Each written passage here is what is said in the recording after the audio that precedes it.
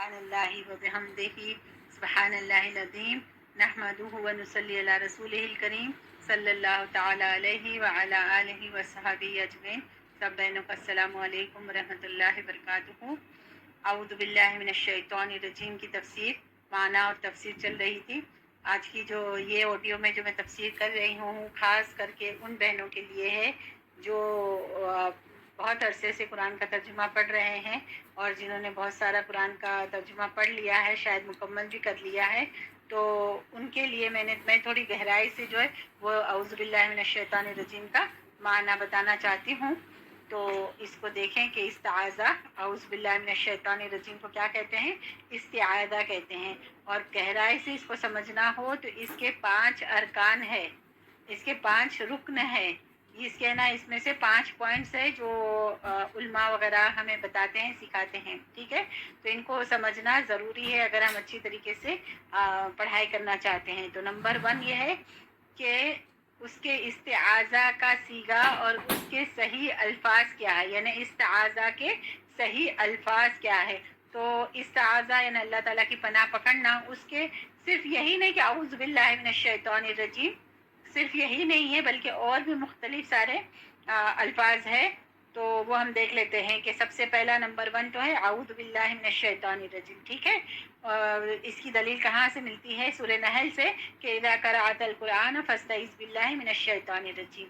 تو یہاں سے یہ چھوٹا سا مختصر سا یہ استعاذہ ہے، تو یہ لیتے ہیں۔ پھر نمبر 2 ہے کہ اس کے الفاظ ہے اعوذ باللہ السمیع العلیم من الشیطان الرجیم، ٹھیک ہے؟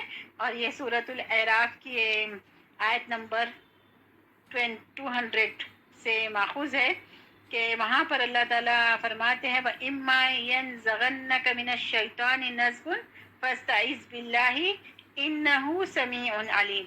تو یہاں سے یہ دلیل ملتی ہے اور اس طریقے سے بھی ہم استعاذہ کر سکتے ہیں کہ اعوذ باللہ السمیع العلیم من الشیطان الرجیم، ٹھیک ہے؟ پھر نمبر 3 ہے اعوذ باللہ السمیع العلیم من الشیطان الرجیم من حمزہ ونفخہ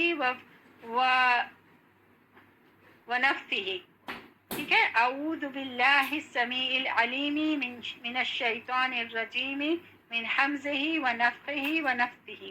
یہ ہمیں جو ہے نا یہ حدیث سے ملتی ہے، یہ ہم لوگوں کو احادیث سے جو ہے نا رسول اللہ صلی اللہ علیہ وسلم اس طریقے سے تہجد کی نماز کے لیے جب اٹھتے تھے تو اس طریقے سے جو نا یہ استعاذہ پڑھتے تھے۔ یہ میں حدیث آپ کو پڑھ کر سناتی ہوں۔ ابو سعید خدری رضی اللہ تعالیٰ عنہ سے روایت ہے کہ رسول اللہ صلی اللہ علیہ وسلم جب رات کو نماز کے لیے کھڑے ہوتے تو تکبیر کہتے، پھر کہتے سبحانک اللہم ربنا وبحمدک وتبارک اسمک وتعالی جدک ولا الہ غیرک، ٹھیک ہے؟ پھر 3 بار لا الہ غیرک، لا الہ غیرک، لا الہ غیرک کہتے، پھر کہتے اعوذ باللہ السمیع العلیم من الشیطان الرجیم من حمزہ ونفخہ ونفثہ۔ یہ ابو داؤد، نسائی، ترمذی اور ابن ماجہ میں یہ حدیث موجود ہے۔ تو یہ الفاظ استعاذہ کے کہاں سے ہمیں ملے ہیں؟ حدیث سے ملے ہیں، اور پہلے والے جو ہے وہ قرآن سے اخذ تھے۔ پھر یہ نمبر 4 ہے، یہ بھی ابن ماجہ کی ہے حدیث۔ اس میں ہے کہ عبداللہ بن مسعود رضی اللہ تعالیٰ عنہ سے روایت ہے کہ نبی کریم صلی اللہ علیہ وسلم کہا کرتے تھے اللہم انی اعوذ بک من الشیطان الرجیم من نفخہ ونفثہ۔ صرف یہ من نفخہ ونفثہ جو ہے اس میں آتا ہے۔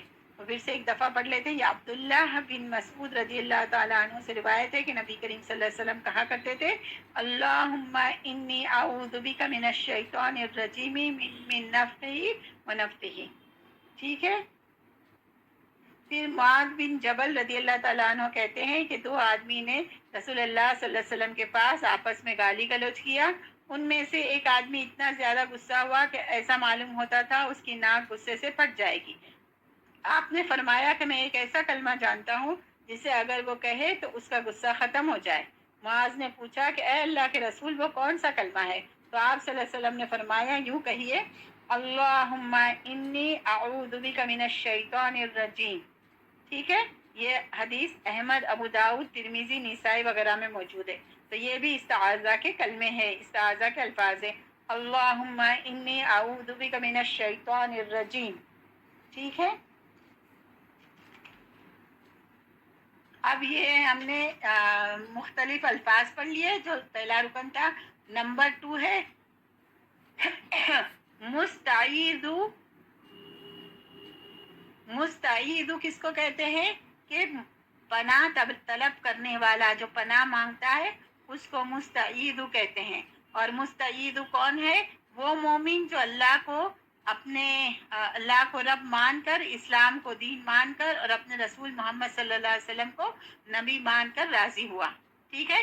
ایسا ہونا چاہیے. مستعیذ جو اللہ کی پناہ مانگے وہ اس طریقے سے ہو کہ وہ اللہ کو اپنا رب مان کر، اور اسلام کو دین مان کر، اور رسول اللہ صلی اللہ علیہ وسلم کو نبی مان کر راضی ہو. ٹھیک ہے. ایسا تو ہم اگر مستعیذ ہو، ہم مستعیذ ہو میں سے ہے نا کہ ہم پناہ مانگتے ہیں، تو کیا کرنا ہے؟ ہمیں یہ صفات بھی ہمیں راضی ہو جانا ہے. پھر جو ہے المستعیذ اپنے زبان سے الفاظ پڑھتا ہے اور دل سے بھی. یہ نہیں کہ دل غالب، اپنے زبان سے بھی یہ الفاظ پڑھتا ہے اور دل سے بھی. یہ نہیں کہ دل غافل ہو. ٹھیک ہے. استعاذہ عظیم چیز ہے، اور عظیم چیز کو ایسے ہی غفلت سے نہیں پڑھتے بلکہ دل اس کے اوپر غور کر کے.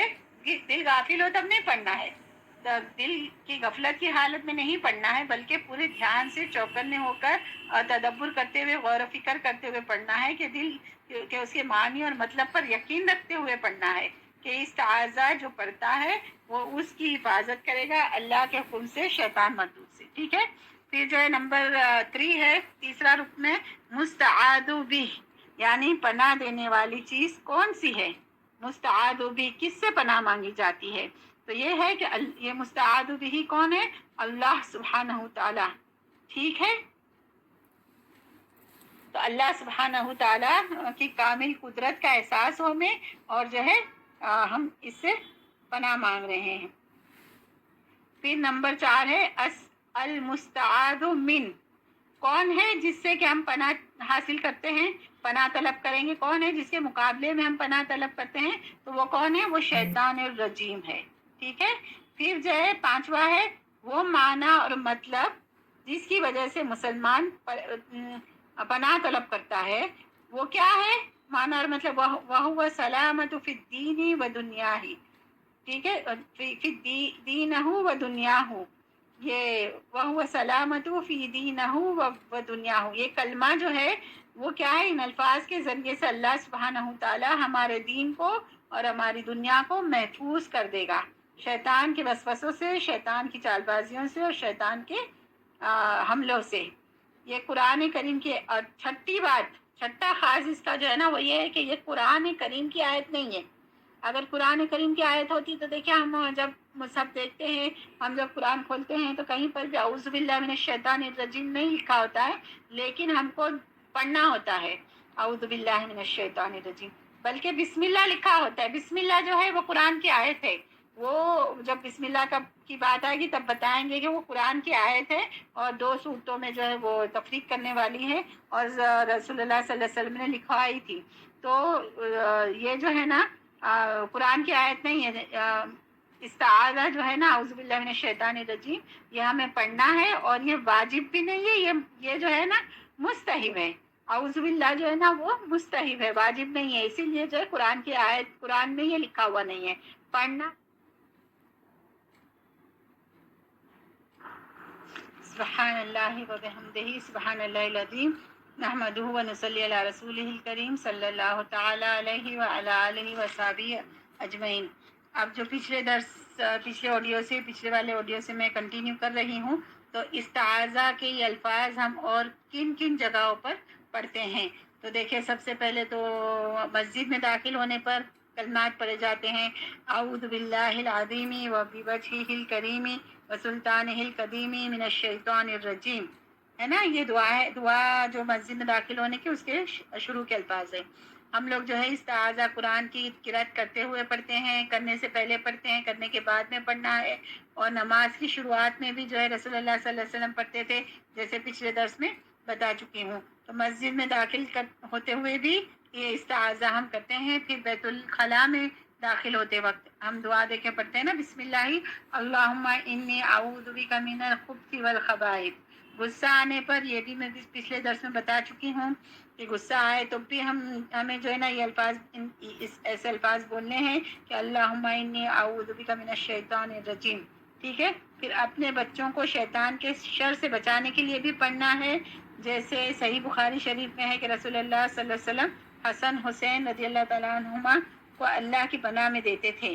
کون سے کلمات کہہ کے؟ اعیذکما بکلمات اللہ التامہ من کل شیطان وہامہ ومن کل عین لامہ.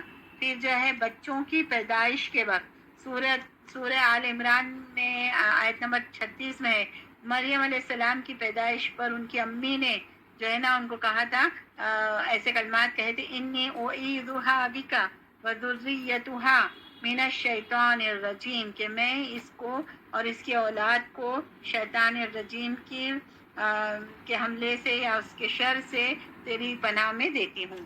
ٹھیک ہے. تو اور بہت ساری دعاؤں میں بھی اور بہت سارے مقامات پر بھی جو ہے نا ہم اپنے آپ کو، ہم استعاذہ کے کلمات کرتے ہیں اور جو ہے اپنے آپ کو اللہ کی